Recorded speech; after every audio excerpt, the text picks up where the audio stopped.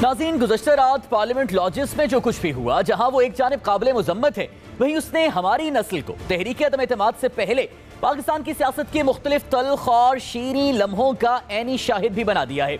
अंसारुल इस्लाम के रज़ाकार अपोजिशन के अरकान के तहफ़्फ़ुज़ के नाम पर पार्लियामेंट लॉजेस पहुंचे, जिन्हें निकालने के लिए पुलिस के ऑपरेशन में JUI के MNAs और अंसारुल इस्लाम के रज़ाकारों को गिरफ्तार किया गया और लॉजेस में तसादुम के मनाजिर भी देखे गए। कल जो कुछ भी हुआ, क्या ये सब माजी के ऑपरेशन मिडनाइट जैकल, छांगा मांगा, सौत के खुफिया ठिकानों के नाकाबिले तलाफी असरात हैं, जिन्होंने आज तक सियासी माहौल में एतमाद की फजा बहाल ना होने दी? ये एक सवाल है। प्रोग्राम पाकिस्तान का सवाल में खुशामदीद। मैं हूं सादुल हसन। आज के प्रोग्राम के आगाज में जिस अहम सवाल पर अपने मौजूद मेहमान से बात करेंगे, उस सवाल पर एक नजर डाल लेते हैं। हमारा सवाल कुछ इस तरह से है कि पार्लियामेंट लॉजेस में अरकान असेंबली और पुलिस के दरमियान बात तसादुम तक कैसे पहुंची? इस पर बात करने के लिए हमारे साथ मौजूद हैं JUI के रहनुमा सेनेटर कामरान मुर्तजा साहब। सर, बहुत बहुत शुक्रिया हमें वक्त देने के लिए। सर, सबसे पहले तो हमें अपनी खैरियत से भी आगाह कीजिएगा, क्योंकि कल इस तसादुम में आप भी जख्मी हुए थे, और ये बताइएगा कि जब आपके रज़ाकार गैर मुसल्लह थे तो फिर तसादुम तक ये बात पहुंची कैसे? सर देखिए, इस बात का सबूत कि हमारे रज़ाकार गैर मुसल्लह थे, वो उनकी दर्ज शुदा वो FIR है जो आज उन्होंने उनके खिलाफ दर्ज की है, कल रात को दर्ज की है या आज जो है ना उसको जारी किया है। तो उसमें किसी से किसी असले की बरामदगी का कोई जिक्र नहीं है। और दूसरी बात, इसमें जो सबसे अहम बात है, ये जितने लोग इंटर हुए थे ये विद परमिशन इंटर हुए थे। ये कोई 70 की तादाद में नहीं थे, बल्कि 10 से 12 की तादाद में थे। और इसमें 10-12 लोग तो हमारे पास आमतौर पे मेहमान होते हैं रातों को, और किसी के पास एक छड़ी तक नहीं थी, कोई ऐसी चीज़, चाकू, छुरी, कोई और क्लैशन को पिस्टल, कोई ऐसी चीज़ नहीं थी जिसके ऊपर कोई एतराज़ किया जा सकता। हुआ ये था कि मैं खुद जो है इसमें अपना चला गया था इधर से। मैंने जब मुझे पता चला वाक़े का, मैं अपने ऑफिस में बैठा था, और मैं जब गया हूँ तो मैं जाके ADC के पास, ADC साहब बैठे थे। मैंने उनसे पूछा कि तुम्हारे पास वारंट ऑफ अरेस्ट है? उसने कहा नहीं, मेरे साहब बाद में बनाए हैं इन्होंने। जब वो चीफ जस्टिस तक बात पहुंची तो फिर बाद में इन्होंने बैक डेट में इसको प्रिपेयर किया। फिर मैंने इसको कहा कि किसी के खिलाफ कोई एविडेंस है? उसने कहा कि जी नहीं है। मैंने कहा फिर आप क्यों इस तरह से कर रहे हैं? उसने कहा जी प्रेशर है मुझ पे। और फिर वो प्रेशर का उसने वो किया। मैंने जब उसको कहा कि आप ऐसे करो, इस प्रेशर को छोड़ो, इस वक्त जो है ना ये इंसल्टिंग तुम्हारे लिए भी हो जाएगा, हमारे लिए भी हो जाएगा, आप सॉरी करो कि आपसे गलती होगी और चले जाओ तुम, क्योंकि घर में इंटर नहीं हो सकते, यहाँ जब तक स्पीकर से परमिशन ना मिले उस वक्त तक आप नहीं आ सकते। तो और फिर आप ज़बरदस्ती घर के अंदर दाखिल हुए हो, किसी को कोई सर्च वारंट नहीं दिखाया, कोई लेडी पुलिस नहीं है। तो बजाय उसने कि ये मेरी बात मान लेता, वो उधर से खिसक गया, और उसके बाद पुलिस ने आके हम लोगों को वो धक्के मारने शुरू कर दिए और खींचना शुरू कर दिया। अच्छा कामरान साहब, ये जो रज़ाकार आपके पार्लियामेंट लॉजेस में दाखिल हुए थे, इनके दाखिले का मकसद तो यही था ना कि अपोजिशन अरकान जो हैं उनके तहफ़्फ़ुज़ के लिए वहाँ पर पहुँचे?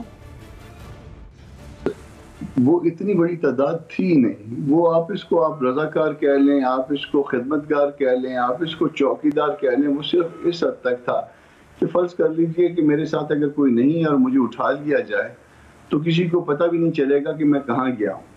और अगर मेरे साथ 1-2 लोग अगर मौजूद रहते हैं तो फिर जो है ना वो फौरी तौर पे पता चल जाएगा, इत्तला देने वाला मौजूद होगा कि मैं कहाँ चला गया, मुझे कौन ले गया।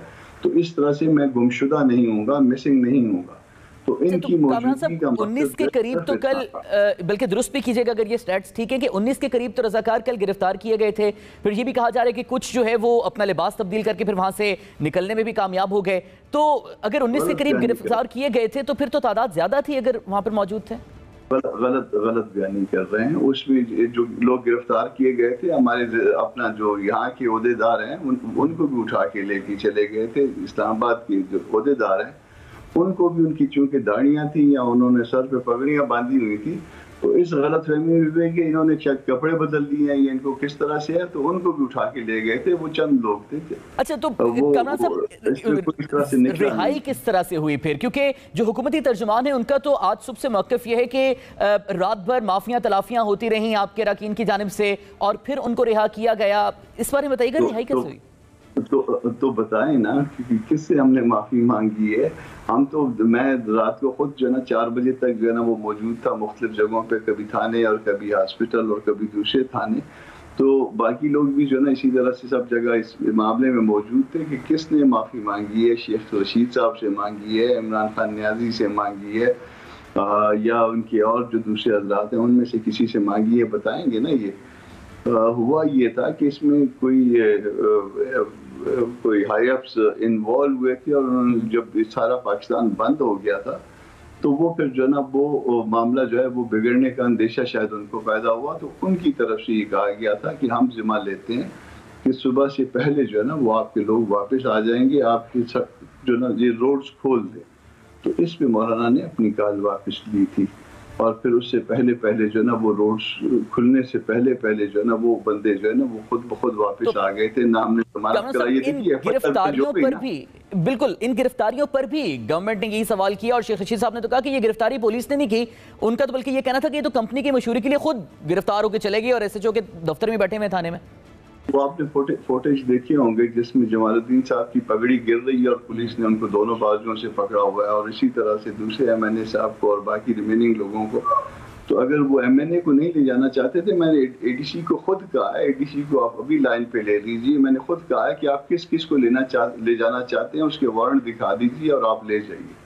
تو ان کے پاس کچھ بھی نہیں تھا, ان کو نام بھی نہیں پتا تھے ان حضرات. تو کامران صاحب یہ جو ایم این اے صاحب کی بھی اس واقعے سے پہلے کہ کسی روز نامچے میں اگر کہیں پہ ان کے نام درج ہوں تو پھر ہمارے سر آنکھوں پہ. تو کامران صاحب جہاں ہم نے وہ فوٹیج بھی دیکھی کہ ایم این اے صاحب کی پگڑی بھی اچھالی گئی, اور ظاہر پگڑی کی جو کلچرل سگنیفیکینس ہے اس کو دیکھتے ہوئے ڈیفینیٹلی یہ نہیں ہونا چاہیے تھا, لیکن اس کے جواب میں اشتعال تو دونوں جانب سے تھا. ہمارے ویڈیوز اس طرح کی بھی سامنے ہیں جس میں آپ کی جانب سے بھی پولیس اہلکاروں کے لیے کچھ غیر پارلیمانی الفاظ استعمال کیے گئے, تو سر مذمت تو پھر دونوں کی ہونی چاہیے. اس میں ایسا ہے کہ آپ میرے گھر میں اگر گھسیں گے اور اگر میں زندہ انسان ہوں تو میرے تو کوئی جذبات تو ہوں گے نا. میں کوئی مردہ تو نہیں ہوں کہ آپ مجھے آئیں اور ٹھوکر ماریں اور ادھر سے جو نا میں رسپونڈ نہ کروں. اگر میں اس طرح سے رسپونڈ نہ کروں گا تو اس کا مطلب ہے کہ میں مر چکا ہوں. اگر آپ زندہ کو کوئی اگر اس طرح کی جو ہے نا کوئی اس کو تکلیف دے کے گزریں گے اس کے جواب تو آئے گا. تو اس ویڈیو کو آپ شروع سے دیکھیے کہ کس نے شروع کیا, کس طرح سے شروع کیا.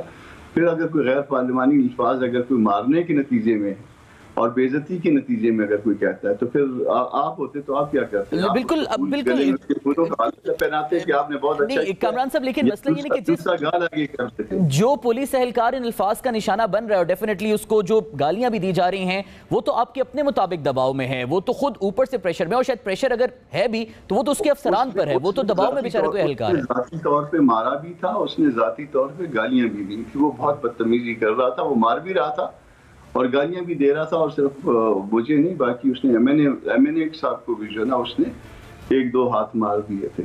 تو اس کو صرف اس بات پہ روکا جا رہا تھا کہ آپ نہ کریے اس طرح سے. یہ ایم این اے وہ آگے سے وہ اتنا اس کا دیکھیں نا ذرا چہرے کا, وہ آپ دیکھ لیجئے گا کہ اس پہ کیا جو نا اس کے ایکسپریشن جو نا ذرا دیکھیے گا تو آپ کو پتہ چل جائے گا. بالکل ٹھیک ہے.